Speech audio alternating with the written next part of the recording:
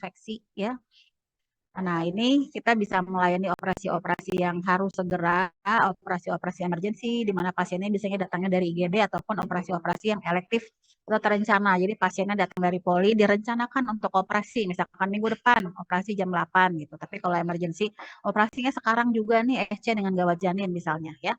Jadi di kita bisa melayani semua jenis operasi ya.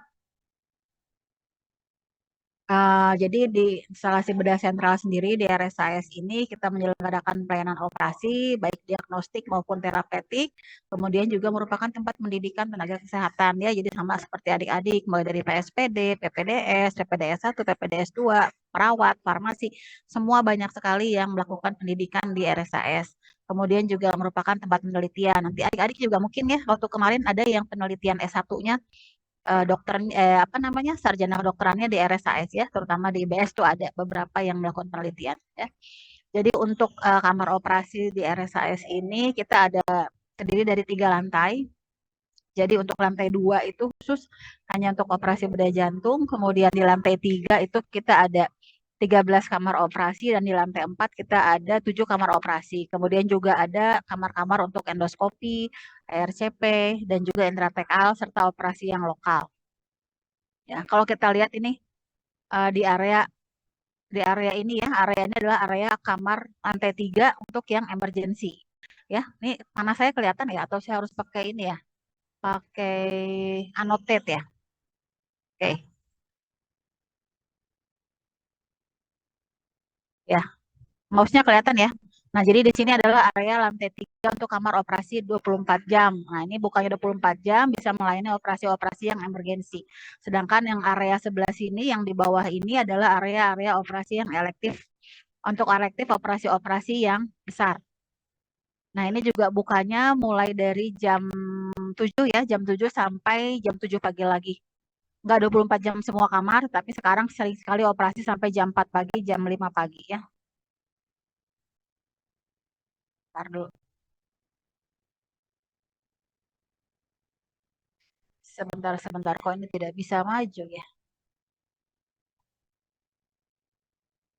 Oke, kemudian di sini adalah kamar operasi yang di lantai 4. Kita punya 7 kamar operasi dengan 1 kamar RCP dan 2 kamar intratekal ya. Nah, kalau di instalasi bedah sentral sendiri ini kita tidak bisa berdiri sendiri ya. Jadi ada unit-unit penunjang lainnya. Seperti yang kita ketahui kalau kita operasi pasti ada dokter bedahnya ya.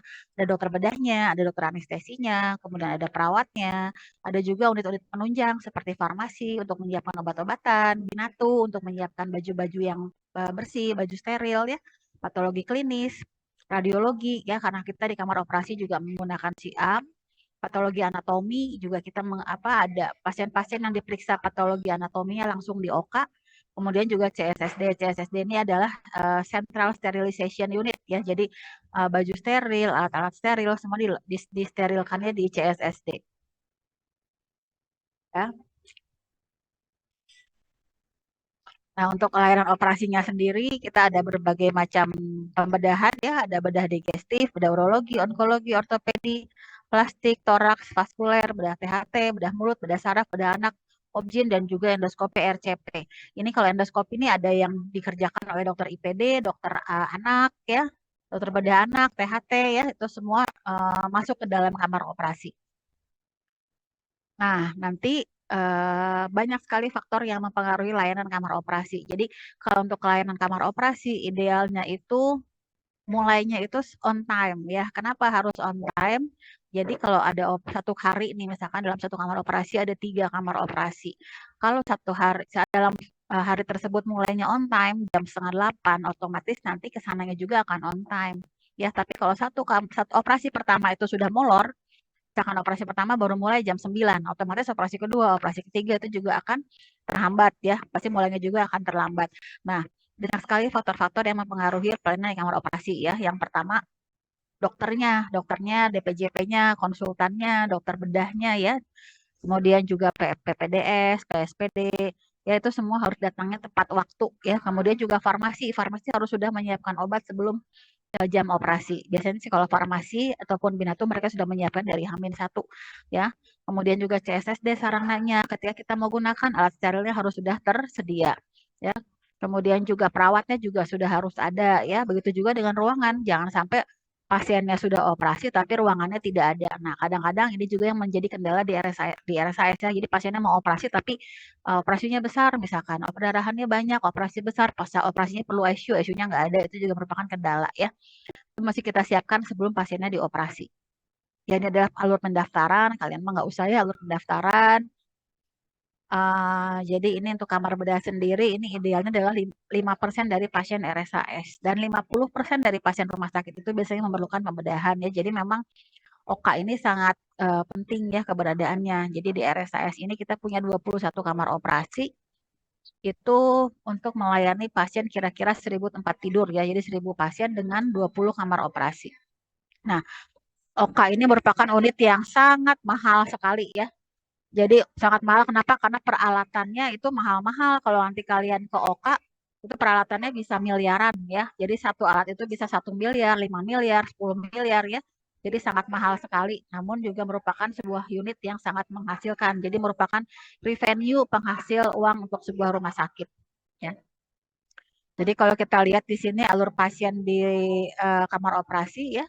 Jadi kalau pasien datang nih, dia datang bisa dari rawat inap, bisa dari rawat jalan, bisa dari ICU, bisa dari IGD, ya dia masuk ke OKA, nanti dia ganti baju dengan baju khusus kamar operasi, kemudian masuk ke ruang persiapan dan dilakukan induksi anestesi ya. Setelah induksi anestesi, lakukan tindakan operasi, setelah operasi berjalan dan selesai, maka akan masuk ke ruang pemulihan. Di ruang pemulihan ini akan diobservasi sampai pasiennya sudah stabil, tidak mual, tidak muntah ya. Baru bisa dipindahkan kembali ke ruangan ya. Atau pasiennya meninggal ya. Jangan sampai si pasiennya meninggal ya. Harapan kita adalah setelah operasi pasiennya itu hidup ya dan bisa pulang kembali beraktivitas. Tapi kadang-kadang kalau kita menghadapi pasien-pasien yang berat, pasien-pasien emergensi dan perdarahan, shock hemorragik, ada kalanya memang hasilnya tidak seperti yang kita harapkan ya. Nah, ini adalah pencegahan infeksi di lingkungan kamar operasi. Jadi pembagian area kamar operasi itu ada seperti ini ya. Jadi nanti kalau nanti teman-teman masuk ke dalam area instalasi bedah sentral, ada yang namanya unrestricted area atau outer zone atau namanya area 1. Ini tempat pasien datang dari ruangan dia dengan berangkar ya. Dengan berangkar masih boleh pakai area yang masih boleh orang luar pakai sepatu luar, pakai baju luar ya, itu namanya unrestricted area. Nanti di situ baik pasien maupun petugas semua mengambil baju khusus kamar operasi ya. Nah, dari unrestricted area ini nanti kita akan ganti baju ya, ganti baju khusus yang hanya diperbolehkan digunakan di kamar operasi. Untuk teman-teman PSPD ini nanti bajunya warnanya orange ya. Nanti warna biru untuk konsulen dan warna hijau untuk PPDS ya. Jadi kita ganti baju, setelah ganti baju kita masuk ke semi restricted area atau intermediate zone ya. Area 2. Nah, area ini semua sudah harus menggunakan sepatu kamar operasi dan juga menggunakan baju kamar operasi ya. Nah, nanti setelah dari semi restricted area ini kita masuk lagi ke area restricted area. Nah, kalau restricted area ini benar-benar area yang sudah bersih.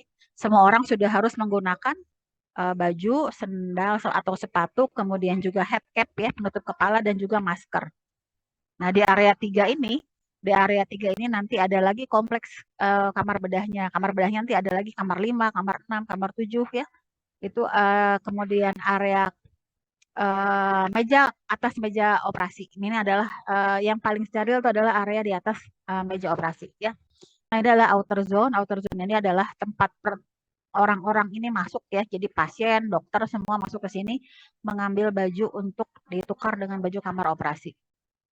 Kemudian adalah intermediate zone ya. Di sini kita bisa lihat pasien-pasiennya sudah mulai mengganti baju ya, sudah mulai menggunakan baju dari kamar operasi. Nah, di sini sudah harus pakai baju kamar operasi, pakai sendal, pakai headcap dan pakai masker. Begitu juga dengan dokter-dokternya. Nanti kalian juga seperti itu ya. Ini intermediate zone ya, semua sudah harus pakai pakaian khusus. Nah, ini adalah clean zone. Ini nanti masuk lagi ke dalam, makin ke dalam ini adalah kamar-kamarnya. Ini kamar 5, kamar 6, kamar 7, kamar 8 ya. Nah, di sini benar-benar sudah harus menggunakan masker. Nah, ini adalah area 4 dan 5, yaitu area kamar operasinya sendiri. Nah, ini sudah disterilkan. Setiap kali kita mau melakukan tindakan operasi dan setiap selesai kita operasi, maka kamar ini akan dibersihkan. Ya, jadi akan selalu siap pakai. Ya, kapanpun kita perlu untuk menggunakan kamar ini sudah siap. Ya. Nah, kemudian untuk sistem ventilasi sendiri, jadi kalau untuk di kamar operasi ini tekanannya harus positif. Kenapa harus positif? Supaya kalau tekanannya positif itu kan berarti tekanan yang di luar itu lebih negatif ya. Di luar oka itu lebih negatif sehingga kotoran-kotoran semua akan keluar dari kamar oka keluar. Jadi dari luar kamar oka nggak bisa masuk ke dalam kamar oka kotorannya ya. Jadi semua harus keluar. Berbeda dengan kalau infeksi. Kalau adik-adik dulu pernah dengar kalau kita COVID ya, pasien-pasien yang infeksi itu kamarnya harus negatif. Kenapa? Supaya si kuman-kumannya nggak keluar. Tapi kalau misalkan untuk kamar operasi justru semuanya kotoran tuh harus keluar dari kamar operasi, keluar ke area lorong ya. Nah, di sini kita juga memiliki sistem suplai udara menggunakan HEPA filter ya atau laminar airflow. Nah, jadi kalau kita lihat di sini dari langit-langit udaranya turun ke bawah ke meja operasi, kemudian dia akan ke samping. Nah, ini adalah tujuannya untuk mencegah infeksi area operasi ya. Jadi alirannya itu akan selalu seperti itu ya.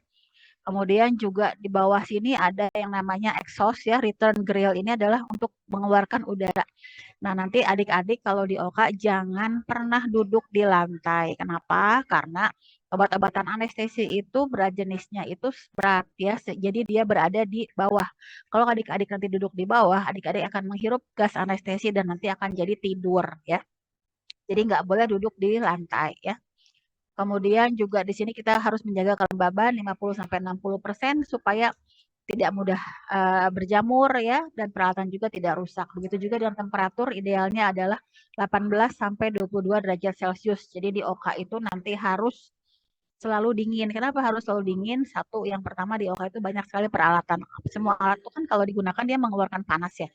Nah, jadi udara di OKA itu harus dingin, kemudian juga operator kalau bekerja tentu saja harus dingin. Kenapa? Karena operator itu memakai baju berlapis-lapis, ya, kemudian juga bekerja di bawah sinaran lampu, ya, lampu operasi itu panas sekali, ya. Jadi kamar operasi suhunya harus 18 sampai 22 derajat Celcius, ya.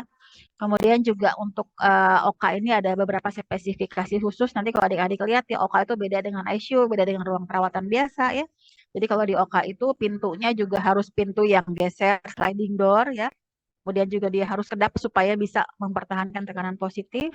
Kemudian juga untuk dinding, lantai, langit-langitnya memiliki spek tersendiri ya. Jadi tidak bersudut, tidak berlekuk ya, nggak boleh ada natnya. Lantainya harus terbuat dari vinil seperti ini, mudah dibersihkan ya. Kemudian juga keras, tidak berpori dan tahan air ya. Kemudian juga tahan api ya. Jadi kalau ada kebakaran di kamar operasi itu dindingnya sudah dibuat khusus ya, dia bisa melindungi tahan sekitar 2 sampai 3 jam dari api ya. Kemudian juga tidak menyebabkan silau atau mencolok, makanya warna-warnanya tuh harus warna-warna yang kalem ya. Kalau adik-adik ke oka-oka lain selain RSIS juga pasti warna oka mas seperti ini kebanyakan hijau ya, hijau atau pink muda atau biru muda ya, warnanya harus seperti itu. Kemudian juga otomatis pasti dia harus tahan noda dan mudah dibersihkan karena kalau kita operasi pasti banyak darah-darah yang berceceran, cairan-cairan tubuh semua jatuh ke lantai dan itu harus mudah dibersihkan. Nah, kemudian untuk pencegahan infeksi sendiri ya, kita ada pencegahan dari pasien dan juga pencegahan dari petugas ya.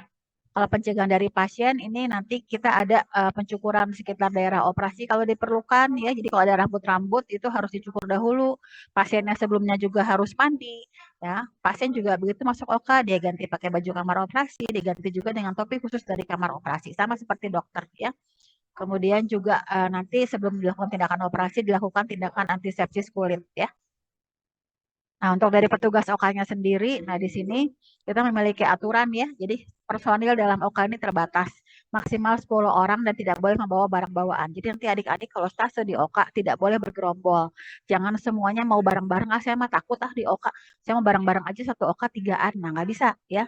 Karena kita punya 20 kamar operasi, nanti adik-adik juga harus membagi diri ya. Jadi jangan bareng-bareng semua dalam satu kamar operasi ya.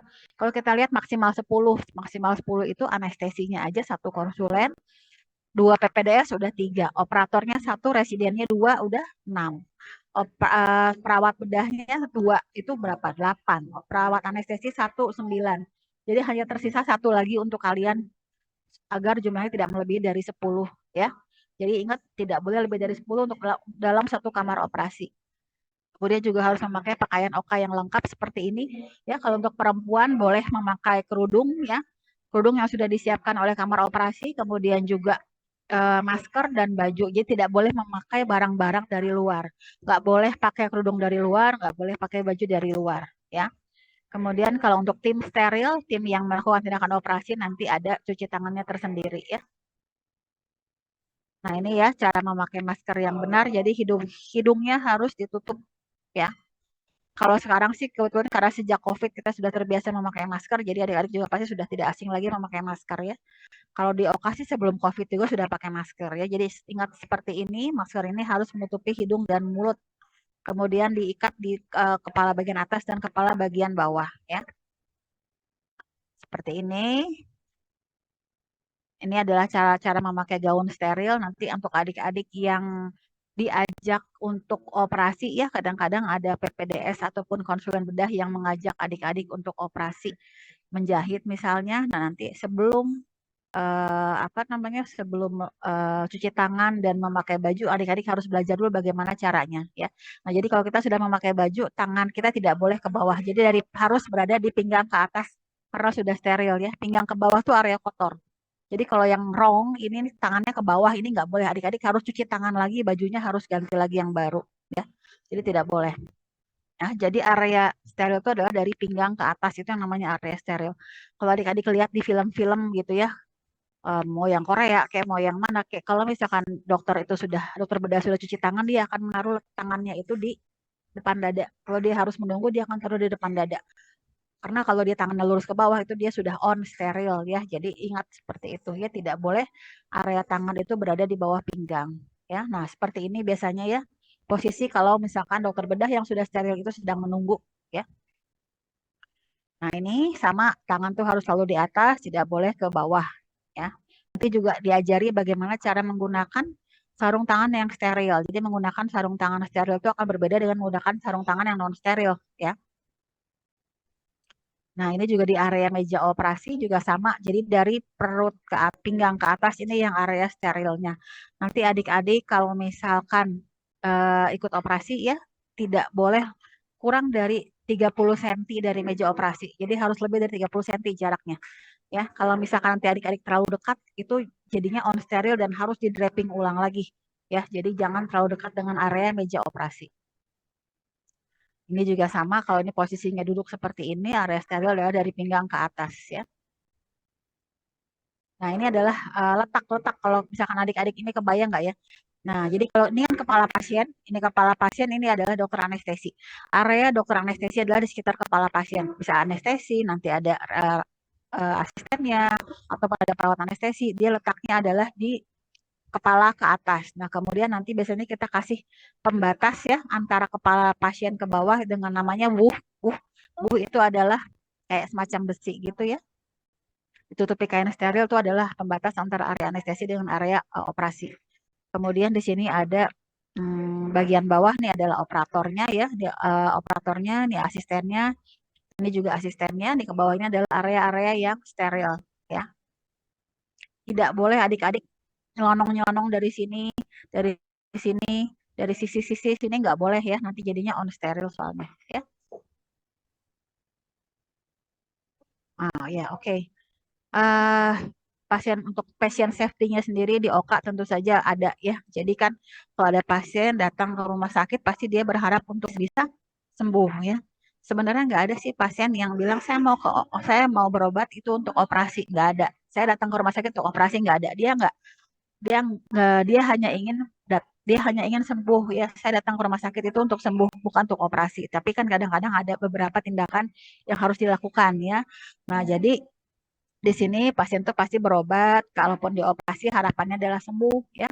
Walaupun kadang-kadang tidak sesuai dengan harapan. Yang seperti saya bilang tadi, kadang-kadang pasiennya tidak sembuh, tidak membaik ataupun malah menjadi meninggal. Nah, di sini adalah beberapa hal yang mungkin bisa terjadi kepada pasien. Oleh karena itu nih hal-hal inilah yang harus kita perhatikan.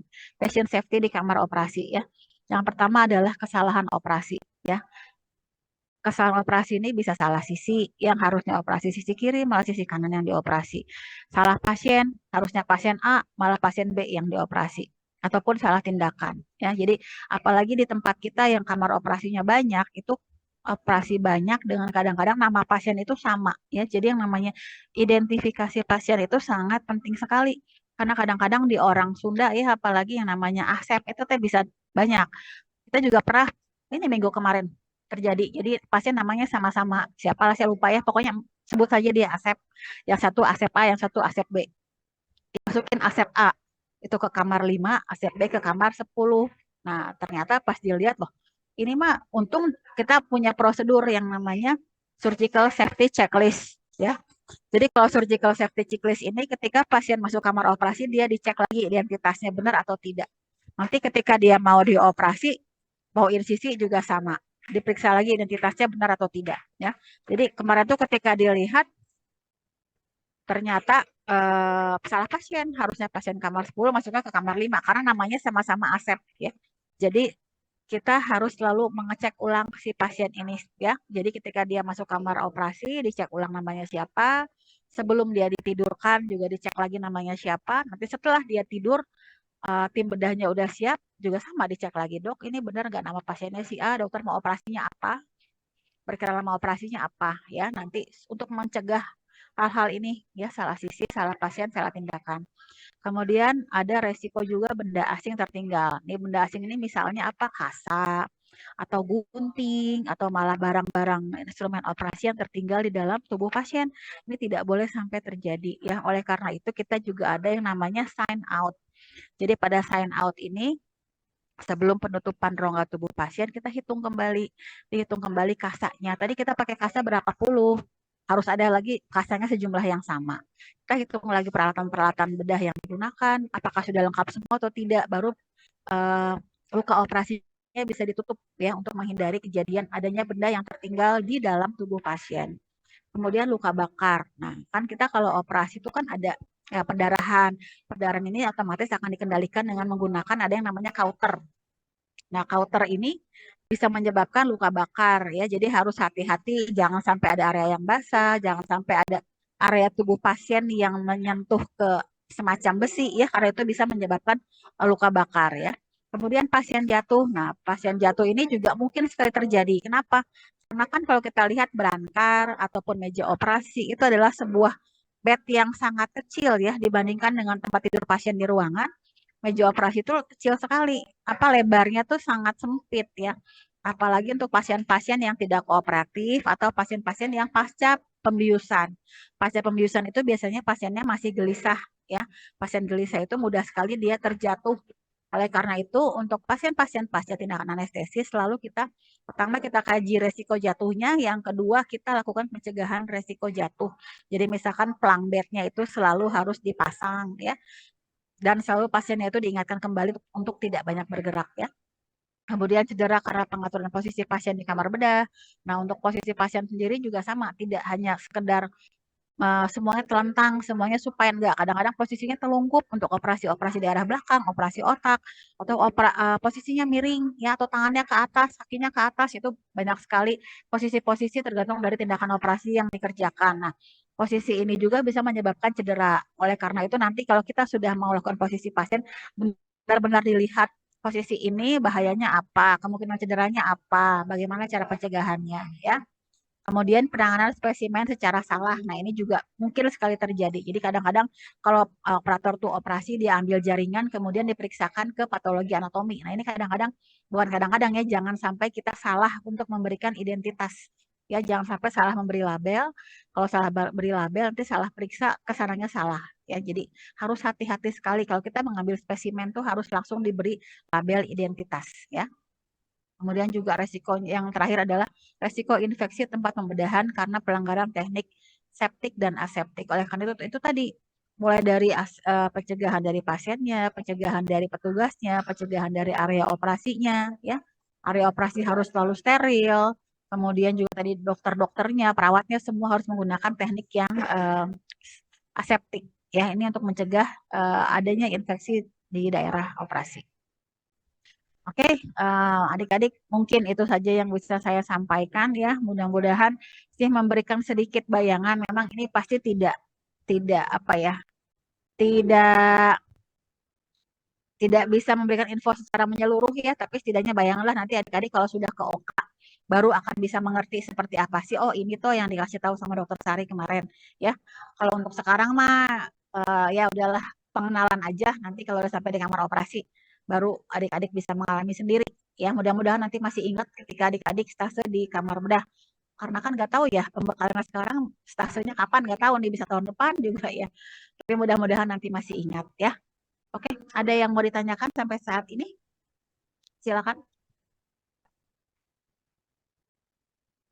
Nggak ada? Oke, ya mudah-mudahan apa yang saya sampaikan bisa sedikit bermanfaat dan sedikit menempel lah ya di ingatan adik-adik semua. Selamat datang di RSAS ya. Nanti mungkin kita akan ketemu kalau adik-adik stase di anestesi ya. Oke, mungkin itu aja yang bisa saya sampaikan. Wabillahi taufiq wal hidayah. Wassalamualaikum warahmatullahi wabarakatuh. Waalaikumsalam warahmatullahi wabarakatuh.